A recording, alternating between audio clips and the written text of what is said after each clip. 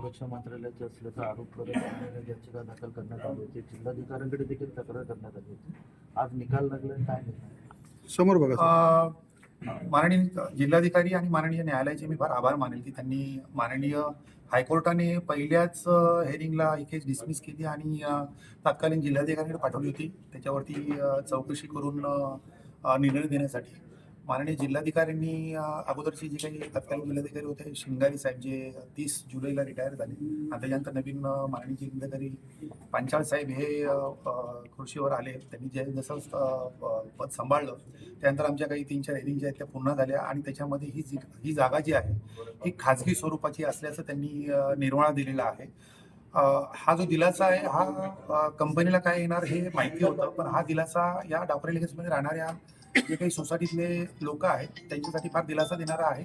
आणि आजही ज्यावेळेस ही मागे न्यूज कोणीतरी केले होते ॲलिगेशन करून की त्यावेळेस तात्पुरतं काहीतरी कस्टमर कन्फ्यूज झाले होते, पण आम्ही त्यांना सांगितलं होतं की याच्या पुढची 50 वर्ष कुठल्याही प्रकारचं टेक्निकली अडचण म्हणा किंवा टायटलमध्ये काही असेल तरी कंपनी त्यांच्याबरोबर उभी आहे. आणि आम्ही आमच्या पुढच्या प्रोजेक्ट्समध्ये सुद्धा तो 50 वर्षाचा प्रोजेक्ट टाकायला सुरुवात केला आहे की कुठल्याही प्रकारचं टायटलमध्ये काही इश्यू आले तर त्यासाठी कंपनी जी आहे ती जबाबदार असणार, त्याची काही निर्वाळ असेल ते आम्ही करून देणार.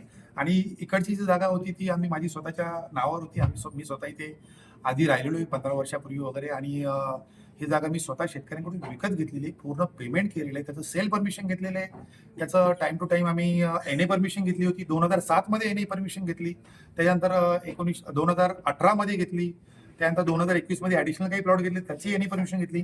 वेळोवेळी आम्ही time to time NA permission घेतलं आहे. त्याच्यानंतर त्याचे गेल्या 98 वर्षाचे खाजगी असल्याचे पूर्ण पिकपाने आमच्याकडे आहेत.